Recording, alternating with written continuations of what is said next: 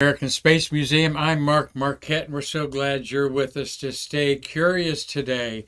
What a busy day we've had at the American Space Museum. We've had two German TV crews in here doing pictures that they call B-roll for their stories, as well as interviewing some of the Apollo veterans that I call our national treasures, including our own Marty Winkle, my co-producer for over 600 episodes of Stay Curious.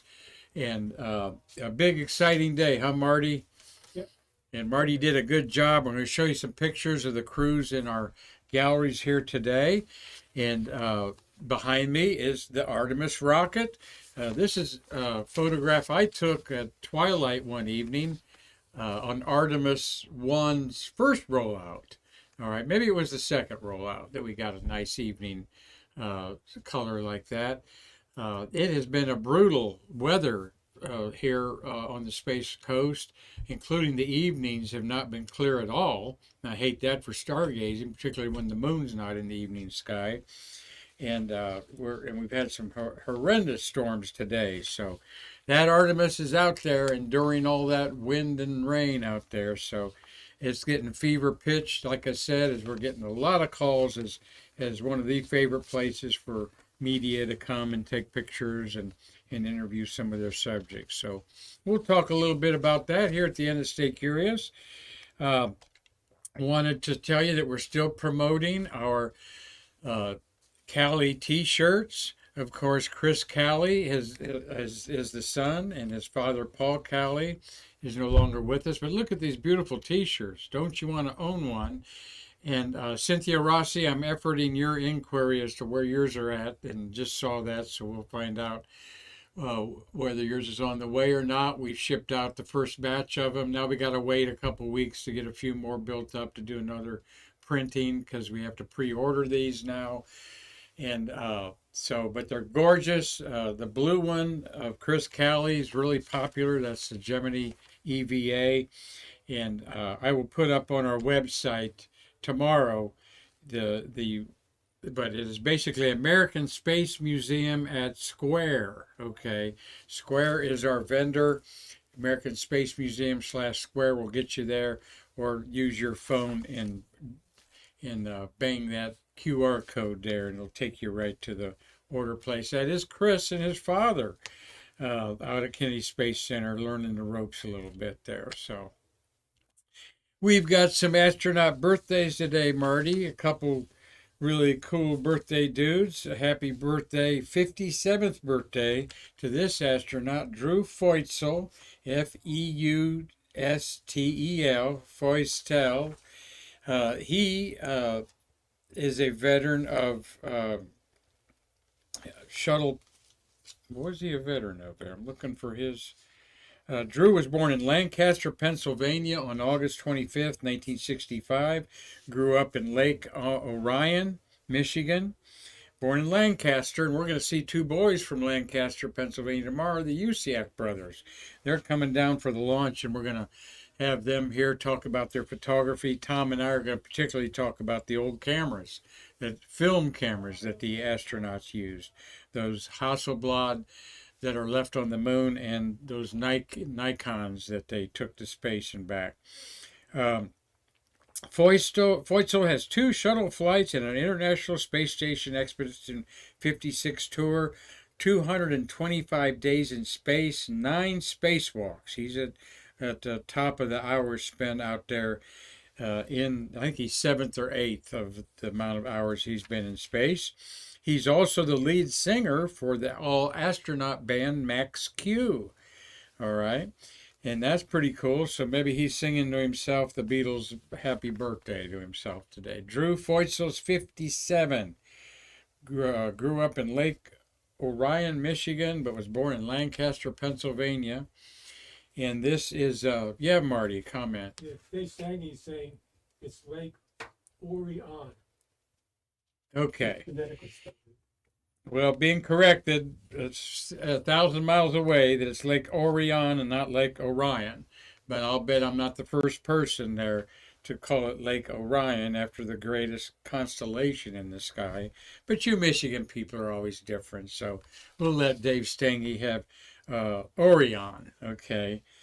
And he was very greatly influenced by Detroit, the Motor City. This Feitzel was. That's maybe where he got his chops of singing there. There he is in the cupola, enjoying some snacks. And Lee Joseph Brew Archibald, one-time shuttle pilot and then a commander, was born August 25th, 1960 in Oak Park, Illinois. Grew up in Hillside, Illinois. He is 62 years old, and today he might be in a simulator as a test pilot for Sierra Nevada's Dream Chaser, an orbital space plane. His nickname is Brew, B-R-U, and he said in an interview that he had an unfortunate experience with a bomb rack unit in an F-111 jet. So somehow that relates to his bomb rack unit is B-R-U, and that's his nickname, pronounced Brew. So I was looking at Feitzel, his 9 spacewalks total third all time, and he was on the final Hubble mission. Archibald, was a commander of Endeavour's final flight, STS-134 in 2011, and then he was commander of Expedition 56 on the ISS, and he's got 225 days in space. They both do. That's kind of ironic. Their total is 225 days in space and birth mates. How about that? Stay curious, folks. So, well, on this date in space history, some of you know what this is, some of you don't. This is the U.S. Manned Orbiting Laboratory, otherwise known as MOLE. And on this date, August 25th, 1965, at a White House news conference, President Lyndon Johnson announced the approval of $1.5 billion by the Department of Defense now to build this manned orbiting laboratory. That's $15 billion in today's 2022 money. Quite a big chunk of money, all right? And as you see, it is a two-man Gemini spacecraft attached to a space station, basically, and they were going to get into that space station through a hole in the reentry surface in the back there, the reentry shield. And they did one Gemini flight. It was launched, and then they tried it and took it up again with the hole in it to make sure that it would be okay. And that Gemini is at the Cape Canaveral Space Force museum that you have to pay an extra fee to get to see that when they allow you to do that. So, quite a bold measure. This is 1965. The Gemini program is in full swing, sending 2 astronauts up about every other month in 1965 and 66, 10 missions. And this was in the mix, all right, that they were actually going to put up as a mini space station. President Johnson said this, that the MOLE would bring new knowledge about what man is able to do in space and will enable us to relate that ability to the defense of America. It was basically 2 astronaut spies in space. And the hardware was built, the astronauts were selected when in 1969, right after the moonwalk of Apollo 11, they canceled the MOLE project without it flying a single mission.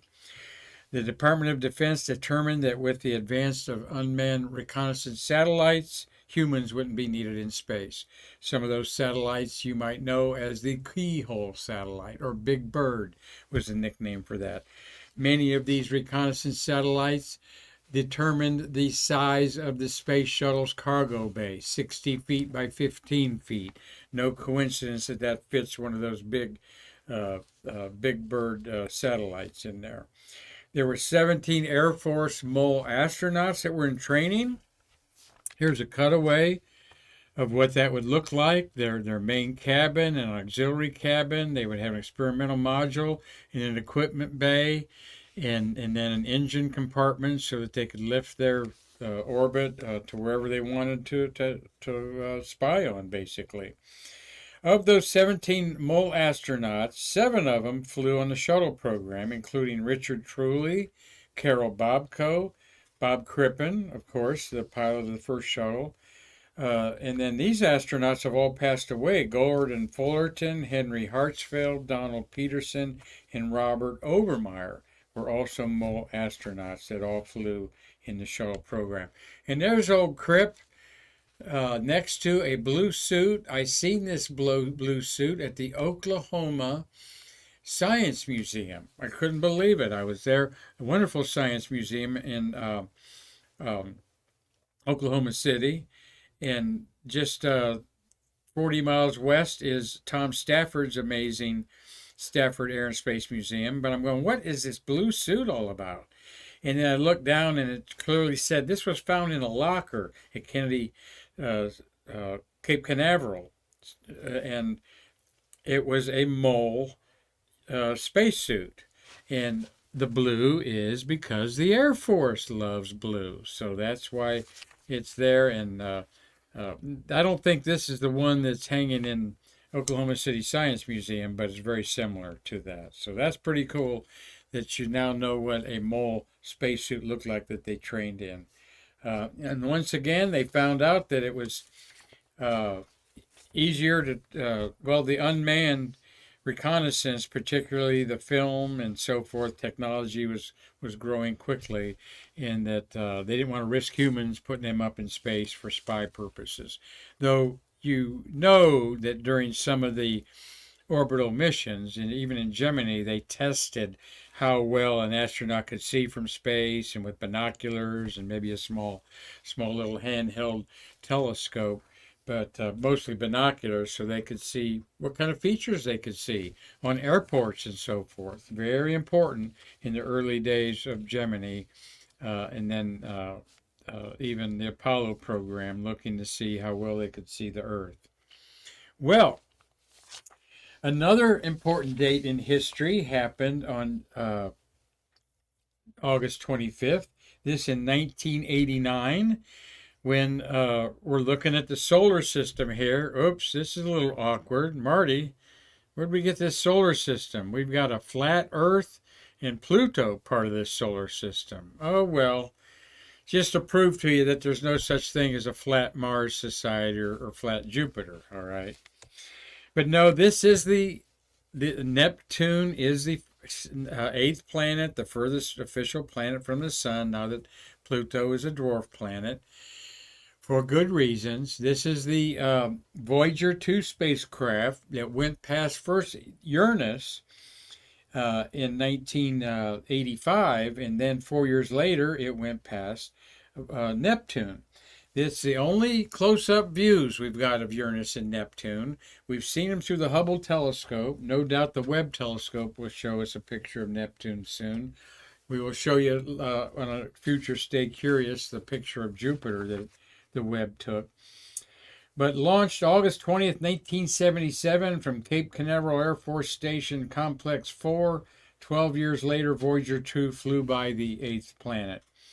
And the cloud, we're looking at the cloud tops of this planet, and we knew it was kind of bluish overcast in those colors. But this is mostly nitrogen and hydrogen at minus 300 below zero.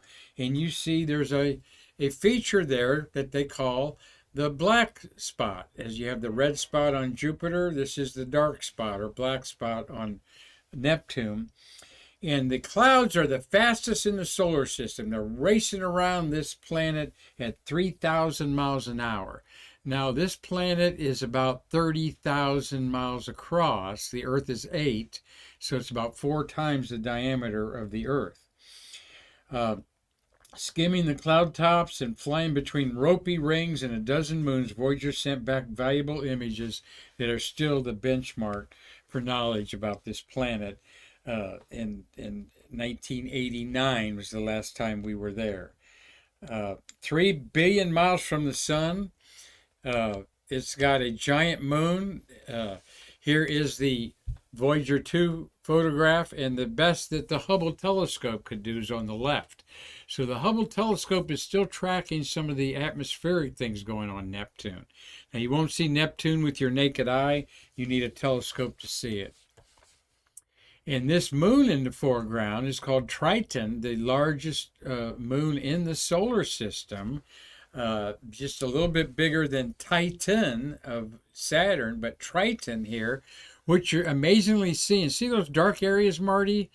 Those are active ice volcanoes that are spewing at the moment Voyager 2 is going by them, and that's the shadow and soot cast on the surface of an icy ball. Triton is like a cantaloupe of frozen gases that have fallen to the surface in a peculiar way, and we've never seen but this hemisphere of Triton. So a lot of water, they think's underneath Triton too, just like many moons of Jupiter and Saturn are filled with the ice and water. So that was a big deal to have the Voyager 2 go by all these years ago, and they're still analyzing this data, you better believe it. So there is, again, Neptune at the best way that we've ever seen Neptune. And we haven't seen it this good since 1989. And by my recollection, that's 33 years ago with my cipher in there, Marty. So, well, a big day here at the American Space Museum. We are always a beautiful spot for all the news stations around Orlando and around the world, in fact, to come and do their interviews with people. And we have been in contact with 2 German TV stations. We've had several local stations. Channel 6 has been in the building in Orlando here this week a couple times, and we're very grateful that they find us and they love us when they're in here. Our galleries are very intimate and provide a lot of good backgrounds and what they call B-roll, that's rolling when a person's talking and they're showing you close-ups of the consoles and things like that. So we had in our museum today, here was the group with Audrey Stimson. Thank you, Audrey, for bringing your group in here. That's Audrey with her back turned to us. She's with ARD TV of Germany. All right, and there they are interviewing. That gentleman seated there is Mr. Murphy Wardman. He's 90 years old. Marty Winkle's there in the middle. And over here on the far left is Bob Giffen, who's going to be 84, 85 years old coming up here.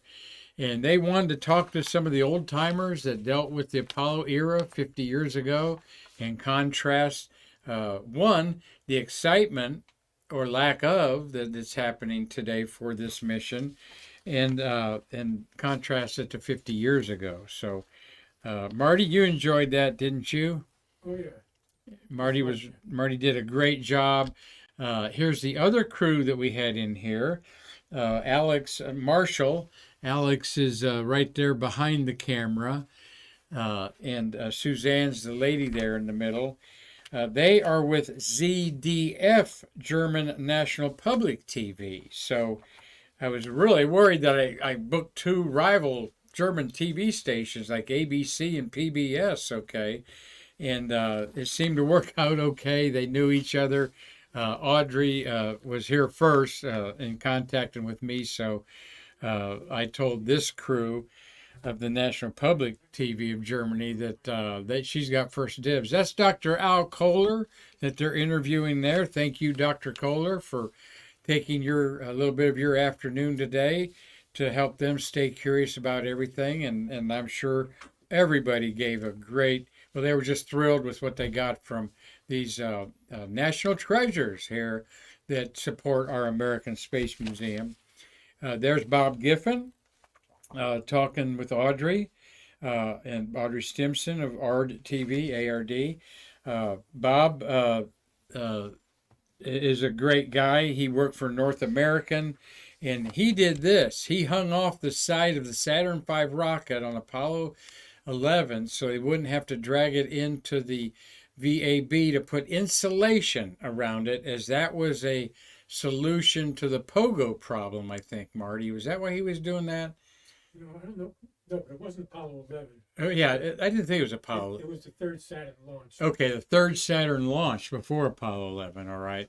And they had to solve some problems, and they figured if they put some insulation in this one area around it, and so he's over 265 feet in the air. I believe Bob here got I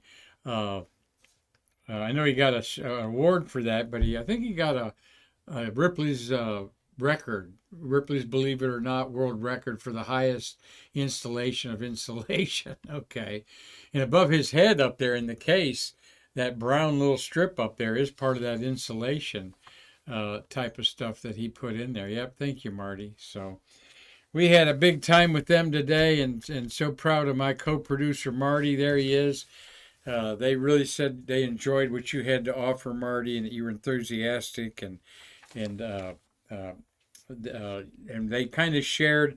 They focused on a couple of the guys and then swapped them off and interviewed them here. There's our beautiful carpet in the background. That buying those T-shirts helped offset the money we lost when we were closed for 3 weeks. So we look at the Apollo era. And then, of course, I remind you all that Marty worked on the space shuttle era with the launch processing system. And there you are for the last launch of Discovery 133. Is that what that sign says? And that, Marty, you're on the far right, I believe. Circle yourself there so people see that you hadn't changed much. And so who are these people out there with you? Outside the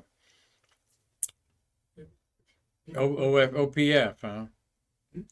No, those are software developers. Those are software developers, okay? And they've got their special geek shirts on there. Beautiful day. Look at them beautiful puffy clouds and the bird behind you there. And Marty laid a thumb drive on me of pictures, and we'll be sharing those from time to time and trying to embarrass him a little bit. But of course, we're always looking back in the rearview mirror at the space shuttle era and proudly representing it in these astronaut birthdays. And so we're glad that you all enjoyed that. I love that picture there. We thank Chaladzan for watching. Martha Sprutenberg, okay, a new name. Cynthia Rossi, I'm checking on your shirts. Dave Stangy. Laura Mendez, Longia Sangi, and he is in India, all right? And Carlton Bailey's watching with nothing better to do, okay? And John Ullman. Thank you for watching, John Ullman, and staying curious. Yesterday we had Mikey Haddad on with Maynette Smith, a wonderful lady. They were both engineers that worked on the payloads, and we talked about the payload in 1984 on 41D. And so you want to check that out. We have Mikey Haddad every month, as well as Terry White with the Shuttle Garage with Terry, and Hugh Harris, the voice of NASA, talking almost every month. Hugh's been a little under the weather, but he's getting better, so we haven't had him on in August, but he feels like he'll be fully recuperated to give us some shuttles of September from the voice of NASA, Hugh Harris. And, of course, once a month, we're going to be having Triple T, Travis Thompson, talking about Tales from the White Room. Tomorrow, we're going to have these two guys. Yeah, there they are. Tom Usiak on the left, Mark on the right. They're watching as they're driving down the interstate to get here for dinner tonight. So they promised to buy me dinner, Marty. So I haven't been eating anything all day so that I can get me a good meal off these Lancaster, Pennsylvania boys. And they're supposed to bring us a shoe fly pie for tomorrow. So we'll see if they... Gonna save me some because I won't be here. Marty's not going to be here, so I'm going to be a one-armed paper hanger doing the show, but I'll save you a piece of that. And anyway, we're looking forward to seeing Tom. He's going to talk about the beautiful Hasselblad camera, a unique camera that you shutterbugs know all about. There's a bunch of them laying on the moon, and the lenses, because they were too heavy to bring back, they got rid of everything to save weight on that important liftoff of the moon. So we will have some fun and be hanging out with the Usiak brothers this weekend as they're here to photograph the Artemis launch. And this is something what it's going to look like Monday morning, all right? And You know, Marty, they haven't canceled school Monday morning, and one of the old timers, uh, Murphy Wardman, who's only 90 years old, he's still got the wisdom to say, "Are you kidding me? That's when the buses are on the road at 8:30. How in the world are they not canceling school here and think that any bus is going to make it to school? Because I'm worried about if getting up at 3 in the morning and coming to the museum is early enough to avoid some gridlock. All right. This is the Max Brewer Bridge. Spaceview Park is to the right of it. That's where Marty will be selling some T-shirts and coins, and we love talking to the people from all over the world. I am kind of thinking I want to go up there and try and catch the launch. We'll see. I'm just going to kind of play it by ear. And here's what it looked like after STS-133, after the launch, all right. Look at all of these cars in gridlock. That is US-1 right there, okay. And that would be shooting off of one. What would that be, Marty? Depending on where this is, this might be Merritt Island. That could be Island Road there. But to give you an idea that traffic is not going to be moving at all afterwards, wherever you come in, if you can see the rocket, and you can from up and down the coast in Titusville, stay where you're at. Find a place to park, stake your claim, and then hang out there. We had the police department on last week. Amy Matthews, the information officer, she particularly said, please don't bring your dogs unless they're service dogs, because they're going to be in one place for a long time. They might not like the noise, and she just advised it's not a good idea to bring your dogs to a rocket launch.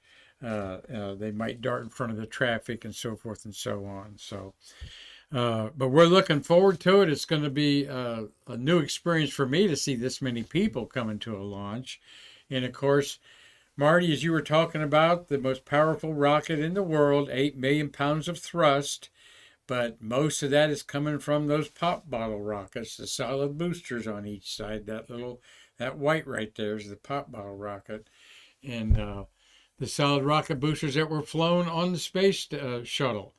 And I didn't read the whole story, but there's over 200 parts on this rocket that were used on the space shuttle, including all 5 segments of the solid rocket boosters and the 4 motors that are being fed by the fuel tank that is the tan structure in the middle. That's all that is, folks, is a fuel tank, all right?